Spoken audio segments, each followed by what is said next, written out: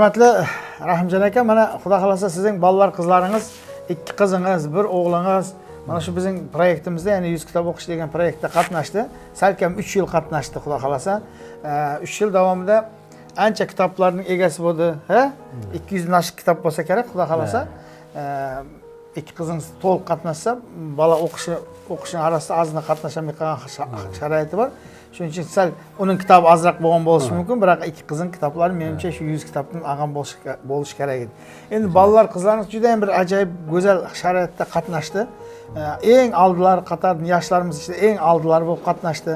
Mana shu bir uydan 3 odam mana shu bizning proyektga qatnashdi endi kitob o'qishda. Sizlarga qanday qiyinchilik tug'dirmadimi? Masalan, yumush ishlar, anoni ishlar, manoni ishlar degan holat bo'ladi ko'pchilik bolalar qizlarda. Sizlarda qanday bo'ldi? Bu bolalar qizlarimizning kitob o'qishi sizlarga xalaqit bermadimi degan bir savoldan boshlasak. Bizlarga endi u qiyinchilik bo'lmadi. Bizlar qayta baramay qolgandan sal yig'lardik. Birov baramay qoldi deb. Bu kitob o'qishda bular hech qiynalmadi. Endi bu kitob o'qish masalasi endi bu aslida ko'proq endi ya shu televizor shunday narsadan sal arildi-da bu yerda endi shu narsadan ko'rishga vaqtlar bo'lmadi. Vaqtlar bo'lmadi. Ko'proq narsani kitobga berdi bo'sh vaqtlarda. Shunday bo'lib turdi. Yaxshi, juda yaxshi. Endi mana ailada siz endi ayasiz endi. Sizga masalan qizingiz katta, bolalar yordamlashish kerak, biroq kitob o'qiyapti bular, topshirish kerak kitobni. Sizga ko'p yordam berolmay qolayotgan holatlarda sizga qanday bo'ldi sizga? Siz nima deb o'ylaysiz? Qiyin bo'lib qiyinchilik keltirmadi endi. Bizda yani vaqtni o'z rejalab qo'yganmiz. Yani vaqtni to'g'ri foydalanaylik deb barcha reja bilan bo'lgan keyin hamma jil unday qiyinchilik bo'lgan yo'q. Deb o'ylaymiz endi. Endi mana qizlaringiz, bolalaringiz o'qiyapti, qiziqib bu qaysi kitob o'qiyapsa, qanday narsa ekan degan unday qiziqish. Kitob kutib bo'lgan keyin bizda обязательно choy ichib o'tirganda dasturxon o'rtasida u suroq-javob bo'ladi. Biz tushunmay qolgan, biz o'qimay qolgan kitoblar bor orasida, qancha kitoblar bor. Biroq hatto o'shalar orqali hech bo'lmasa keepkerlar, ya neydi? Obrazlarni, shularni bildik-ku. Obrazlarni bilib, tanishdik, ne haqida ekanlarni tanishdik. Sizlar masalan bizning niyimiz bo'yicha bolalar qizlarni o'zlaringiz olib borib yurdingizlar-da, semiyli bo'lib keldi. Qatnashdingizlar, barini ko'z bilan ko'rdingiz. Endi boshqa ota-onaga qaraganda siz ko'proq taassurot bo'ldi sizlarda, boshqalarga qaraganda. Endi boshqa ota-onalarga ne degan bo'lardingiz masalan? Ota-onalarga siz qanday tavsiya bergan bo'ladi? O'qigan yaxshimi, yo'qmi degan so'roqda?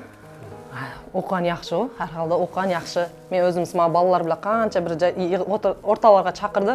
Shunda mana shu Qabuljondan bir niyat ayt degan paytda bir niyat aytdi, o'sha kitobdan bir aytgan paytda ana odam shunchalik quvondi. Men o'shanday dasturxonni hamma joyda ham o'sha kuta bilaman hammani. Biroq bu tilakni men ularni eshitamayman deb quvonganda biz o'zimiz ham ichimizdan bir quvonib qo'ydik-ku. Ota-onalarga tavsiya beramiz, kitob o'qitsin, olib borsin.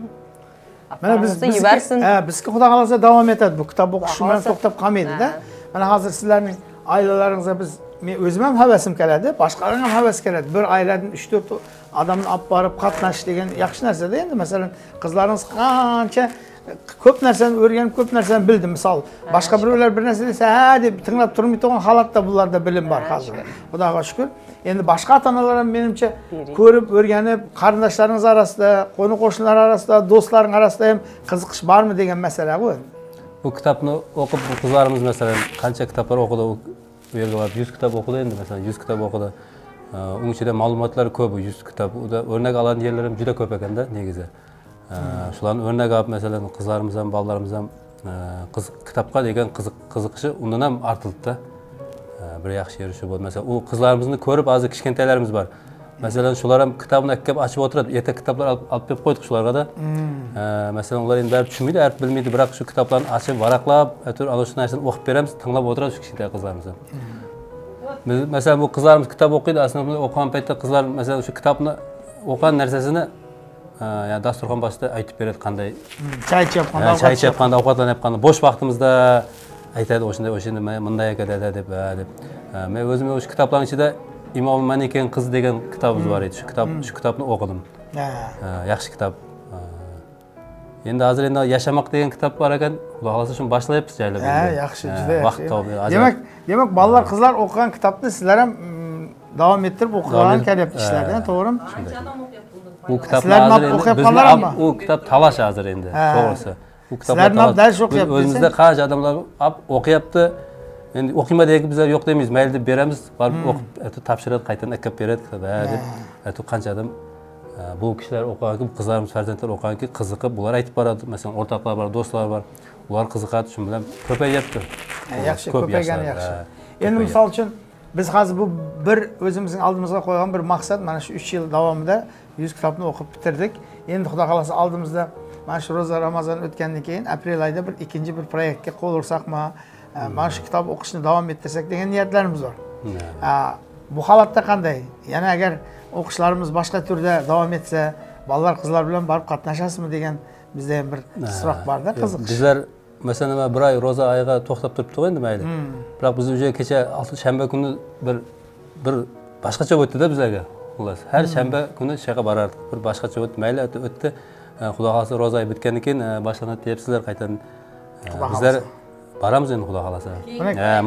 Mana yigitimizning qo'shamiz endi jaylab. Yangi proyekt. Xudo xolasa. Mahmudjonovlar bu qachsaqmi degan Bunday planlar ham ketyapti, to'g'risi. O'zim inlarim, bolalari bor. Mahmudjonovlar. Barakalla. Juda yaxshi. Shundan keliniz aytadi-ku, men ham qo'shilamaydi-ku. Aysha qiz aytadi, siz Mahmudjondan emas, u bayliq-ku. Mahmudjonovlar qachiramiz. Endi mana hozir sizlarni eshityapsiz-ku, biz Mahmudjonovlar bo'lib qatnashsak deyotganlaringizni eshitib quvonyapmiz-da, bu yangilik biz uchun. Burun qishloq bo'lsa, endi o'zimizning avlod, ya'ni Mahmudjonovlar qatnashsak ham chamamiz kelar ekan, kuchimiz yetadi ekan degan xayolga boryapsiz-ku, to'g'rimi? Shunday bo'lyapti-da hozir. Endi bu ham bir yaxshi narsa, asli yaxshi narsa. Chunki sizlar o'zlarining qarindoshlarini tortyapsizlar. O'zlaringizga tegishli bo'lgan bir avloddan boya dadalaringiz, bobolaringizning qarindoshlarini, inilaringizni taklif qilib, bir komanda bo'lib qatnashsa, endi bu yana ham bir yutuq biz uchun-da endi bu. Shuning uchun sizlarga omad tilaymiz faqat. Mana qizingizdan ham so'raylik. Mana hozir sizlar o'qidinglar, 100 kitob o'qidinglar. Ichida qaysi kitoblar sizlarga boshqa o'zgacharoq bo'lib yoqqan kitoblar qaysi?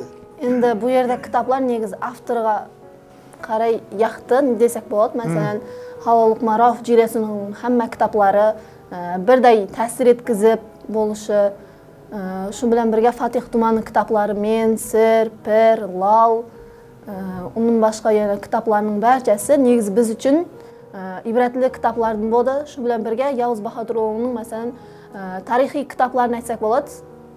Sulton Salohiddinning o'zi, Alvida Buxoro, yana aytgan Buxoro kitoblarining barchasi biz o'zimiz uchun masalan tariximizni bilish bo'yicha, hayotda qanday yo'l tutish kerak ekani bo'yicha bizlarga yaxshi ibrat bo'la bildi. Bu kitoblarning hammasi, undan tashqari kitoblarning hammasi ham biz uchun yoqdi, bizga yoqdi, biz uchun bir ibratli bo'lgan narsa bo'ldi deb o'ylaymiz. Rahmat, endi u baribir 100 kitob bo'lganki ichida qaysidir biri alohida bir ajralib turadi-da. Masalan, dadalaringga yashamoq yoqqan bo'lsa, Imom Malikaning qizi yoqqan bo'lsa, boshqalarga boshqa bir kitob ta'sir qilgan bo'lishi mumkin. Endi bu ham bizlarning ko'ngilimizni berib o'qishga ham bog'liqda bu. Shuning uchun har turli mavzu bo'ldi bu yerda. Avliyolar to'g'risida kitoblar, olimlar to'g'risida kitoblar. Bular bari hayotda kerak ertaga. Bir qiynalgan holatda shu holatlar chiqadi oldimizda. Shu kitobda qanday yo'l tutgan bo'lsa, shu kitoblardan bemalol foydalansa bo'ladi. O'zim aytaman qizlarga, bolalar, har kitobni masalan bir yerdan bir ikki yerdan olib qo'yinglar o'zinglar deyman. Shu miyada qolish kerak shu narsa. Hayotda kerak bo'ladi shu har qaysi deb. Yaxshi, katta rahmat. Endi biz mana shu sizlarning oilalaringga kelib, mana shu kitob o'qish jarayonida qanday o'zgarishlar bo'ldi, qanday yutuqlar bor, bu tarbiyasi qanday ahamiyati bor, qaysi kitoblar sizlarga yoqdi degan 5-6 so'roqlarni qo'yib ko'rmoqchimiz. Bunda ham bo'yabgan bir maqsad. Boshqa mana shu bizning jarayonni ko'rsa, boshqalar ham bir qiziqib kitob o'qisam degan holat. Bizlar kitobni sevib o'qiydiganlarning qatorini kengaytirish birinchi maqsadimiz. Aralarimizda bo'lgan siz bilishlikni kuchaytirish. Kitob o'qigan odamdan hech qachon yomonlik chiqmaydi. Endi hozir sizlar aytyapsizlar, qarindoshlarimizni ham jalb qilishga harakat qilyapmiz, komanda bo'lishga deb. Biz endi buni eshitib quvyapmiz, to'g'risi. Endi Alloh taolo shu niyatlarimizga yetkaza bersin. Bu kitob o'qish uchun el yurt tinch bo'lish kerak. Mana bir ajoyib bir tinchlik, yaxshi zamonda yashayapmiz, Xudo xolasa. Sizlarning oilalaringga qut baraka tilaymiz, yaxshilik tilaymiz. Mana shu o'qiyotgan, olayotgan ilmlari to'g'ri yo'lda sarflashiga tilakdoshmiz, Xudo xolasa. Bular hammasi yosh, endi o'sib o'rnatganlar. Bulardan keyingi keladigan zurriyatlardan olimlar chiqishini Alloh taolo o'z nasib ro'za aylasin. Yaxshi kunlarga, to'ylarga kelaverin. Allohu akbar.